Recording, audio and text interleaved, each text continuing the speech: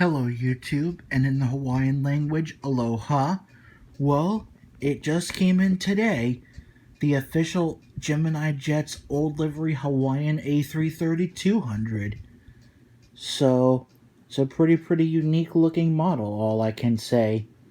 And I'm glad that this livery is still flying around today, as is the new livery.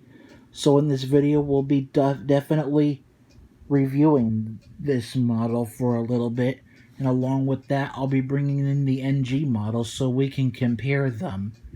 So let's also go over the anatomy of this aircraft.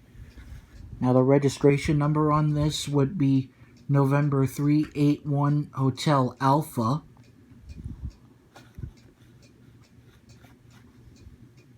And now for a closer look here, like I did with the NG models, so you can get a really good amount of detail.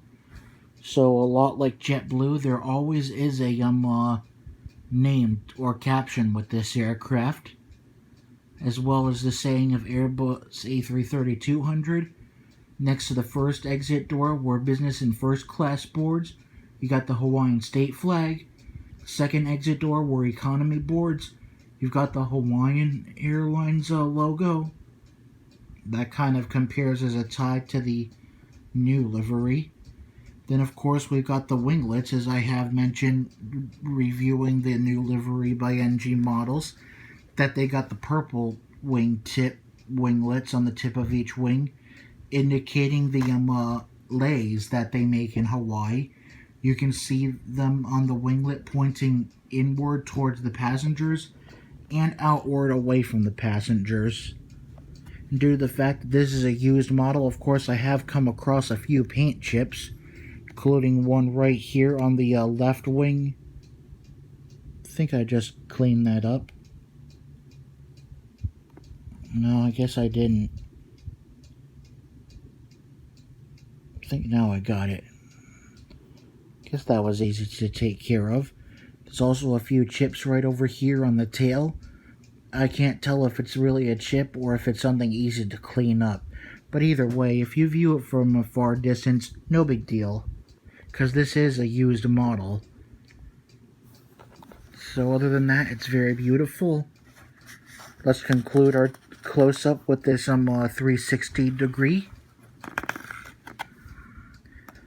I also have to admit this was packaged a little bit more tighter in the box than usual.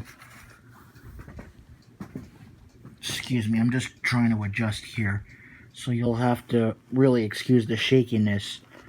Alright, so now we're going to compare a GeminiJets model with an NG model for the first time. So what we're going to start off with are the boxes. So what you're looking at here with GeminiJets, quite very strangely, since the A330 is considered a heavy, since it's considered a heavy, you'll also notice that rather than being packaged in a bigger box, it's packaged in the same sized box as the as 737s or A320s come in, rather than a little bit of a bigger box.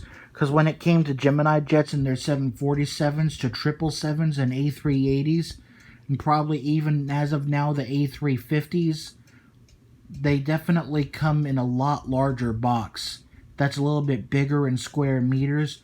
But the A330s as well as 767-300s, they seem to come in the same size box as the Narrows. So, and due to the fact that with NG models the box is a lot bigger in square meters, as well as a little bit longer on the sides of the box, advantage definitely goes to NG models. Alright.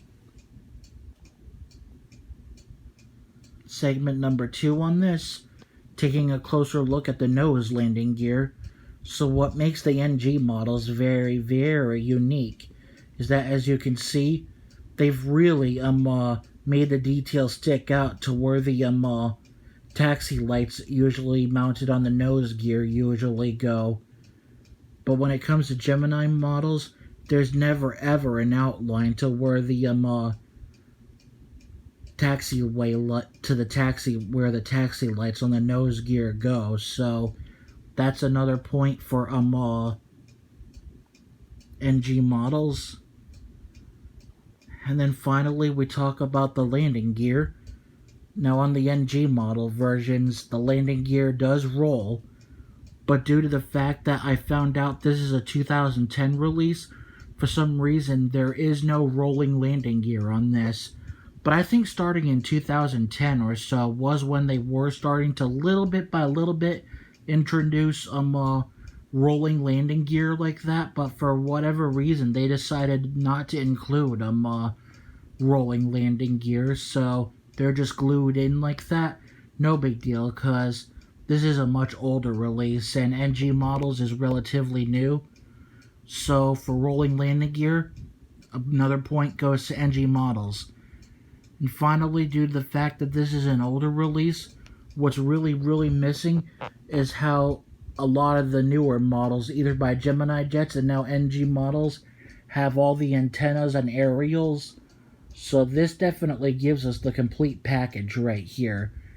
Due to the fact that this is an older release, there are no antennas and aerials. So then that once again gives a point to NG models. Then the final thing to look at would be the size comparison. Due to the fact that they're both A330-200s, the size comparison, that's the only thing I would consider a tie. So that's probably about 5 points to 0. Therefore, your winner in the comparison would be the NG models version. Alright, and so there you have it. 2 Hawaiian A330s. One with the new livery and one with the old livery. Each will be swapped out every month when I do my JetBlue Terminal JFK Terminal 5 update. So, I hope you enjoyed that. And to give you an update with the Aer Lingus 757-200, I definitely already mailed that back, so hopefully once the Waffle Collectibles places gets it, will be refunded. And hopefully anytime during the week, I can definitely get a replacement for that one. And also, definitely it's confirmed by Monday is when I'll get the new livery Aer Lingus A330-300. And a quick note, I found out about the current Aer Lingus A330 I have and the old livery or Green Machine livery is that it's an A330-200 and not a 300. And that the best way to see that it has a little bit of a blue hue is if it was in a lot more better light. So I'll definitely get that arranged one day. Whether I bring back classic JFK Terminal 5 or today's modern JFK Terminal 5.